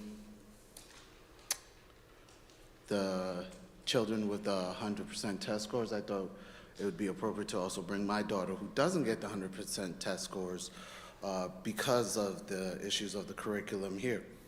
So you can see how the other half lives. The chronic absenteeism presentation failed to acknowledge the impact of illiteracy. If kids don't know how to read, they have no motivation to come to school. It's literally that simple. They have no motivation to be there, and you have to try and get them to be there. This isn't me talking. You can ask the experts on it. Kareem Weaver, Risha Conroy, Anita Hamlin, all right? 75% of our students, grade 3 to 8, are not proficient in reading per the New York State report card. They collect prison data based on how well kids are doing in reading by 5th grade. So if you want to think about the city and its crime rate, you can add to that. Our brain, as human beings, is hardwired to avoid things that are painful and difficult. You would avoid school if reading was difficult and caused anxiety or bullying. People quit jobs with hostile work environments. So just think of that from an adult perspective, all right? And bullying includes microaggressions from teachers and staff. And I'm not saying they're wrong or they're horrible people, but when they're like, oh, you can get this, this is easy, you should know this. No. They have those problems. So you have that. All right? Where is it? Lost my spot. There's a correlation between our very high population of struggling readers and our high rates of chronic absenteeism. It's not just the poverty or the parenting, it's the practices. Unfortunately, Dr. Ferrer left early. I welcome her coming here, but it concerns me that in January, the Niagara Orleans BOCES will have several reading recovery trainings alongside their science of reading training. Why are we training in two styles, especially when one is failing? BOCES is our region's sole professional development in science of reading, but it remains committed to espousing balanced literacy and reading recovery. What message does this send to teachers? We're failing to provide the teachers with the tools to succeed. This is what NYSED has provided for the Niagara region, while the Big Five have the guidance of SUNY and CUNY universities. Check the news. Parents in Massachusetts are suing Fontes and Pinnell, the academics behind reading recovery. Parents in Georgia are suing, and Hartford today. I mean, shame Mr. Christoph's left, but you can check with him. This is happening. Niagara University has dumped reading recovery. How many of you knew that? They just quietly pushed it off because they know reading recovery is bad. And you can call them and ask them, did this happen? And yes, they did it. The district science of reading plan does not meet the needs of our students. We have funding issues on literacy materials, and we refuse to remove Fontes Pinnell and all these other things and move to Orton Gillingham process. But then a decision is made to remove CKLA and shift to iReady in our prep schools. iReady is panned by a lot of teachers and teachers forums. But why are we going to iReady? So we can combine it and bundle like Jake from State Farm, because we were already committed to iReady Math. We're dropping CKLA, which a successful school district like Mississippi is using. Teachers across the Bottom line, the district's current plan is not enough. We're doing the bare minimum, and we have to do more. Mr. Lurie says we have a 135-year problem with attendance, but we're not a unicorn. We're not that rare. Other districts from across the country have improved this, but we just believe we're just too unique, or with this rare combination of poverty and parenting, to improve. Thank you, and thank you for letting me go over the limit. Thank you. Dr. Tina Gregory, please.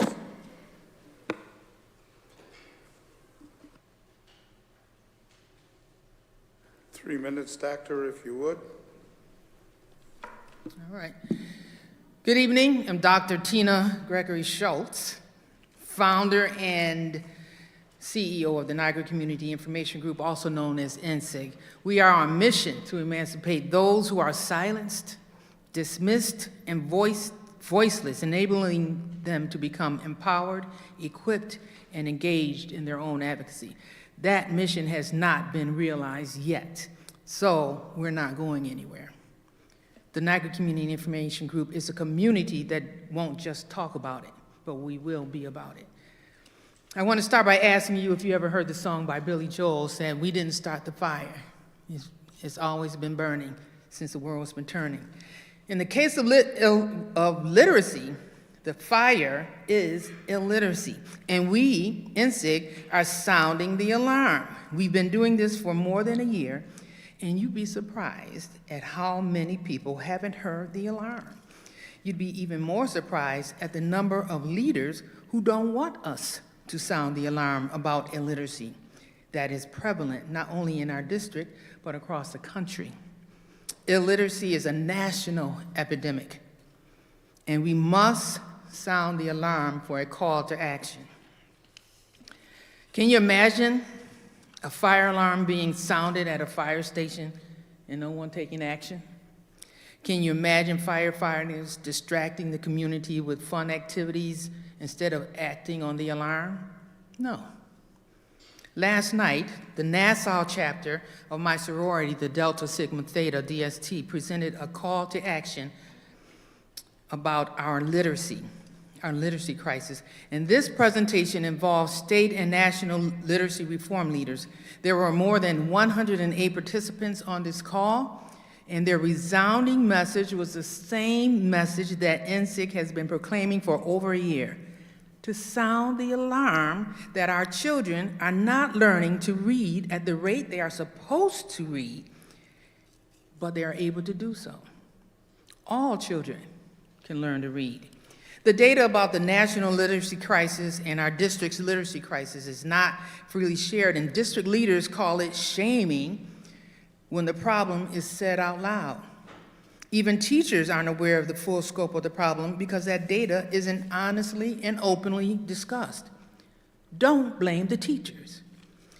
Don't blame them for the literacy crisis. They haven't been taught how to teach students how to read using a correct, proven research method and sequence for teaching students how to read. Don't blame the parents. If teachers haven't been properly taught, how do you think parents are supposed to know how to teach to read? It is not the parents' job to teach reading. However, it is their job to support, to the best of their ability, what is being taught.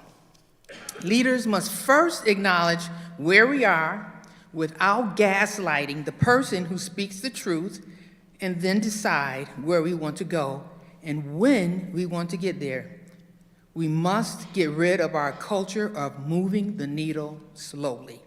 We must decide to work together to find the correct path forward.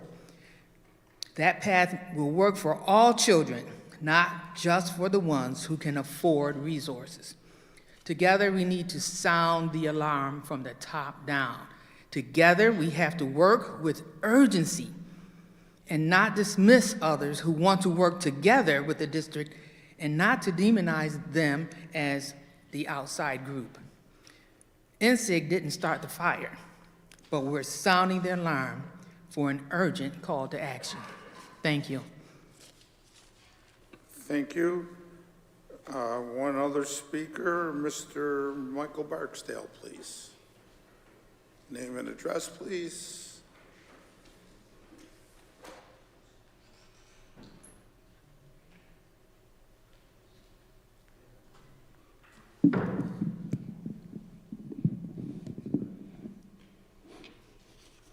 Well, good evening and happy holidays. It's been a while since I've been before you. I'm Michael Barksdale of Independence Avenue. So, as Dr.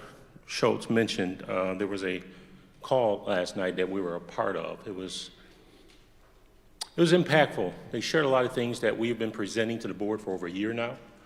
And it's interesting how this was a statewide meeting with national representatives about these issues. We want to emphasize this is not isolated to the Niagara Falls City School District. But there are other districts throughout the country who have made the changes and improved literacy. We can do it. If it's been done, that means we can do it. We have an example today. My heart, it jumped with joy with the young lady that scored a perfect score. It took me back to my 9th grade when I had a perfect score on the math exam that no one else had. I know it's possible here. We just got to make the changes to make it the standard, the expectation, have a paradigm shift, shift the culture, and really show love to the children, to the staff, because that's how we're going to make a difference. Love them enough to teach them right. I was reading about reading recovery. It's banned in 19 states. It's banned. There's lawsuits in Massachusetts right now because of the damage it's done to children. Is that something we want to continue to expose our children to? There's enough information out there to say there needs to be a change. Again, there were so many connections that we made, the people that we know that were on the call, to help bring in the resources that help make a difference. We just want to see Niagara Falls operate in excellence, be the beacon of light in Western New York. We can do it. We can do it, but again, it starts with leadership. And if I can quote one of my favorite authors, John C. Maxwell, he said, everything rises and falls with leadership. We've got to make a change, and thank you. Thank you, sir. Okay, moving on. I will now call on Mr. Laurie for any comments. Sure. First of all, let's take a look at the upcoming meetings. You see, we have 2 meetings scheduled in January. We come back in the 9th. We have a meeting on the 23rd. Now, on the 9th, something that's very relevant and certainly coming at us very fast is artificial intelligence. Ray, working with Maria, working with the Erie One BOCES Policy Service, has put together a draft of an artificial intelligence policy. We want to make sure that you get a chance to look at that on the 9th, and if you're comfortable with it, we'll talk about it, make changes, additions, deletions, explain it to you, and if so, we'll put it on the agenda for the 23rd, and you may want to table that one at that time, but we need to develop an artificial intelligence policy. And again, Ray and Maria and the Erie One BOCES Policy Service has given us a very good template with good legal advice. I'd also like to add on that night, the Niagara Falls High School specific tracker. I just want you to see their tracker. It'll be a brief, it won't take you all the way through what Stan and Rick did, but I want you to see how they track all 2,000 students in keeping in the vein of attendance and academics and what interventions they have. I'm going to add that there as well. I also want to just give you some foreshadowing that our bus contracts are up in June 30th, and we're going to also be talking about bus contracts for both of our providers on the 9th. So nothing major there. I don't want to get too much more into detail. What we can't get done then, we'll go to the 23rd. Maybe we'll take one of those topics on the 23rd, and anything else that may arise. And the 23rd is the start of the 25-26 budget. And of course, you know, this is a 3-month process.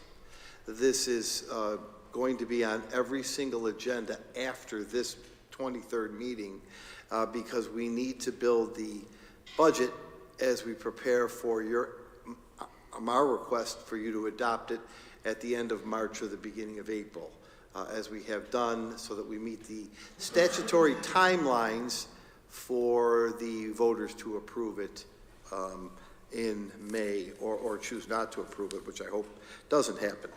So that's what's coming up. I do have a couple of other updates that I'd like to give you.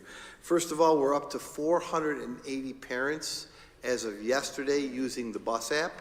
So we pick up about 20 or 30 a day. When we get back, we're going to do an all-out school blitz, but the 500 parents have had no problems. It's worked seamlessly. We showed it to you a couple weeks ago.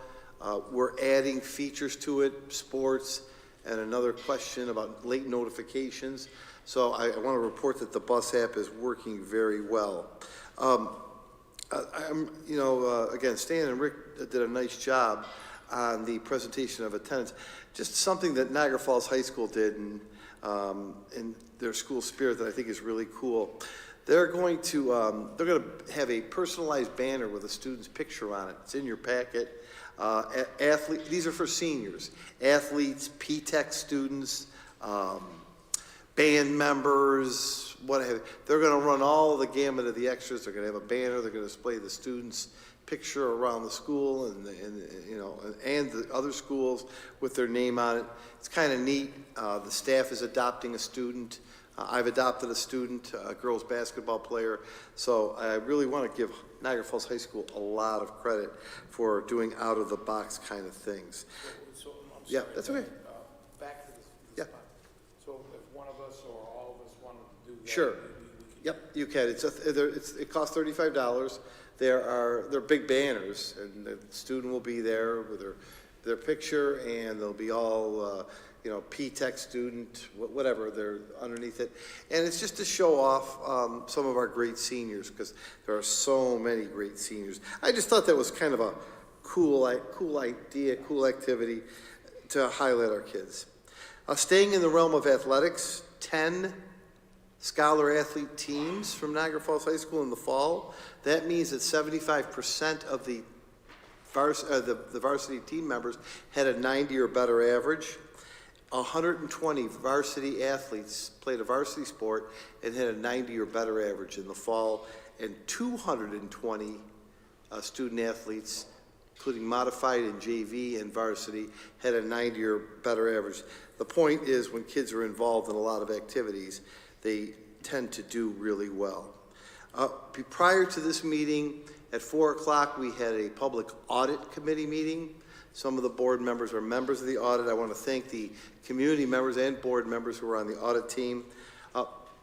Two things came out of that audit meeting. Number one, Bonadeo, who is our internal auditor, was here, and we're required by statute to do an internal audit every year. It's due April 30th. They've already completed our risk assessment, and we scored very well. And what the audit committee did in the first part of the meeting was that they selected, I'd say, 2 areas. First of all, let me tell you that there weren't any significant findings in the risk assessment. However, they did speak about our over-reliance on paper records. And it was rightly pointed out that the state requires us to even submit things in paper.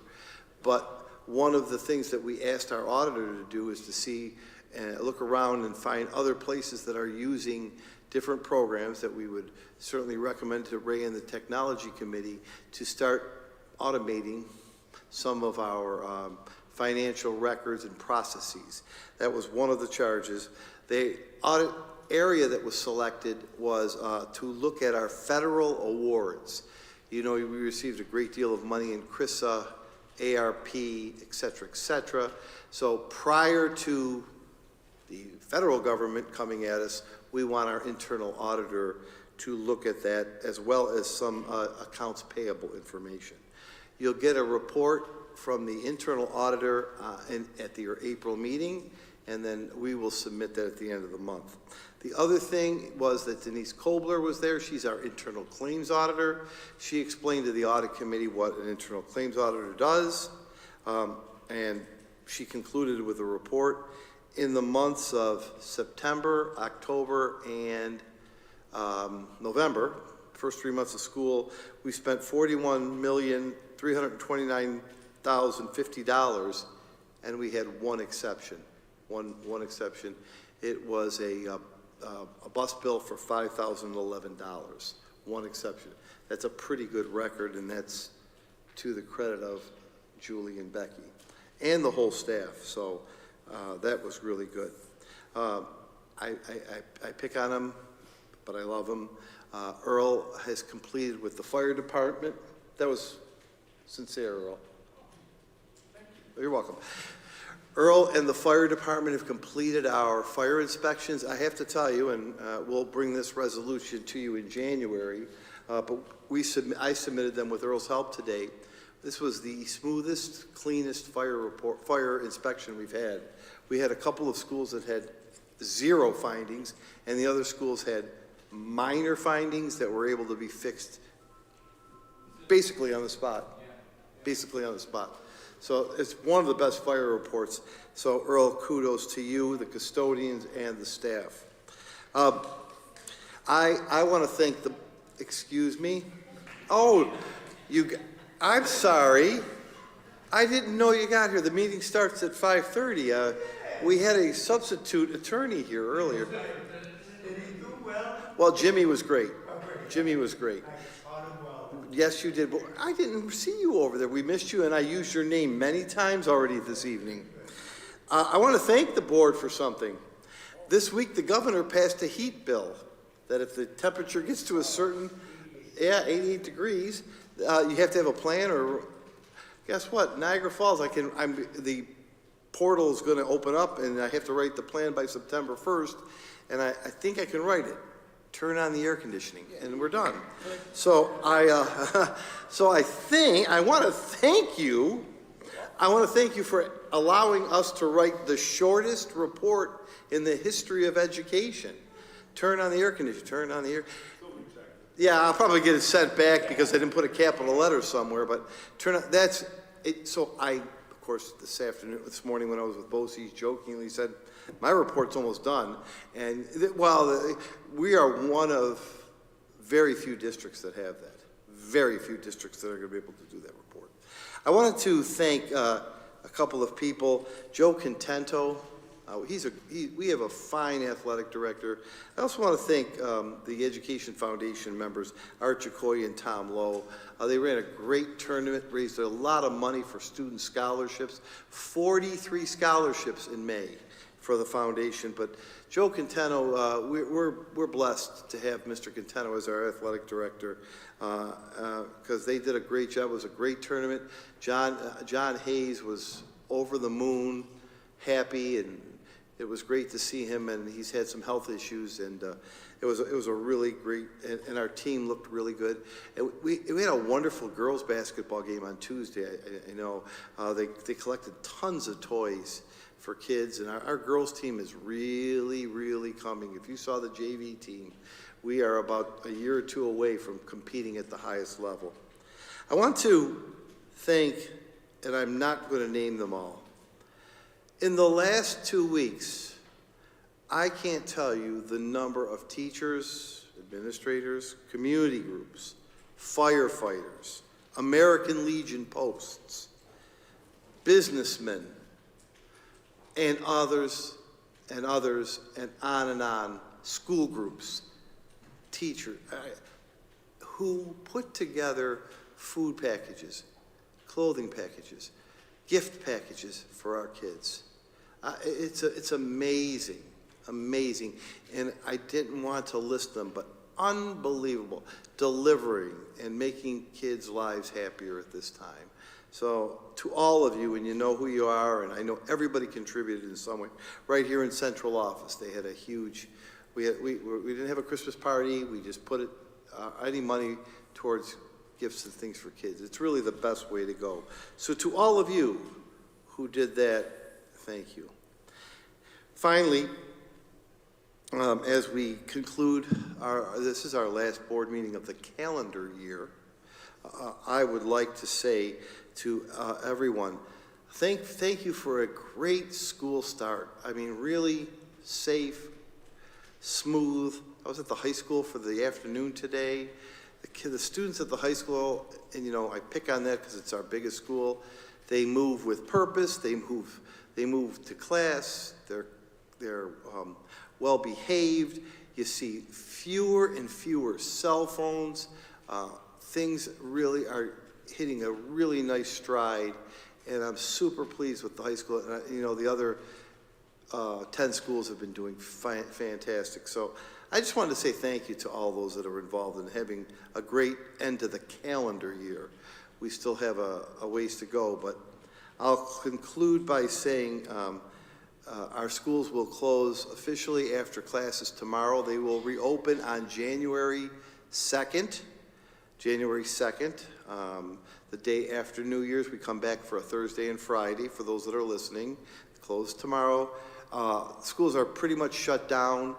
Earl, Mr. Contento, and others have arranged for all of our sports practices to go on in the morning, so our athletic teams will still practice, so they don't miss a beat. But schools, for all intents and purposes, will be closed. I conclude by saying to everyone in our school community, to our board, to our staff, teachers, faculty, administration, Merry Christmas, Happy Hanukkah, Happy Kwanzaa, Happy New Year. You're appreciated and respected, and I wish everybody the peace of the season and the health and prosperity of good times down the line. Thank you also, board members, for all you do. Thanks, Mark. Okay, I'll go around in the back table. Anybody? Any comments? Okay, I'll start with my colleagues. How about Mr. Capizzi? I'm good, Russ. Just Merry Christmas, everybody.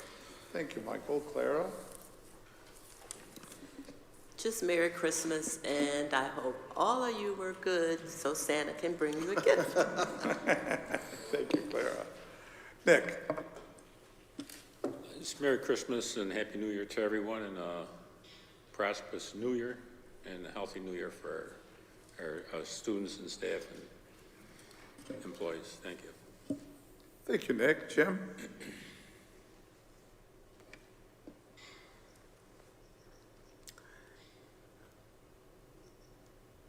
I would just like to take the opportunity that we've been fortunate to have to serve on this Board of Education this year. I want to thank everyone who has gone the extra mile to make it a better place for our students. It has improved and it continues to improve. May God watch over all of us and give us good health, and look upon the ones who can't be with us this year, that they have not been forgotten. Merry Christmas and happy holidays to you all. Thank you, Jim. Mr. Earl Bass, are you still with us? He's on a call? Okay. That leaves, did Mr. Bilson jump in? Did Mr. Bill, he's not with us, okay. Tony, you're up. I'd like to, wish everybody happy holidays, Merry Christmas, Happy New Year's. My prayer was blessing all of our staff and parents and everybody that's involved around the city, around the school district. Again, I also reiterate, I enjoy putting the time in and being a board member on this board. I look forward to this time of the year. I look forward to the progress that we are doing, be it whatever speed it is. We are trying our best. I attended one of the basketball games and that was well attended. It was excellent. I haven't been to the girls yet, but I'm going to make a policy to go and see them play, because I try to attend as much athletic events as I can, and as well as a few other little plays and things like that. But wish everybody, some of the people we've lost recently we'll miss, and they're in our hearts. And but again, blessed all the folks out there, the families, my board members, and thank you. Thank you very much, Tony. I'll be very brief. Thank you for coming, everyone, this evening. I wish everybody happy holidays, a happy, healthy new year. Health is the important one. We'll find the rest one way or another. And I would like to adjourn tonight's meeting in the memory of the following who are no longer with us. Robert Burkholz, one of our retirees. Kevin Filicetti, father of Lauren Filicetti. Joseph Gariano, uncle of Rob and Nicole Bilson. Michelle Martin, a retiree. John Rolfe, husband of retiree Rita Rolfe. Motion for adjournment, please. Tony, Nick, all in favor? All in favor? Aye. Thank you. Good night, everybody. Have a great holiday season. Be safe.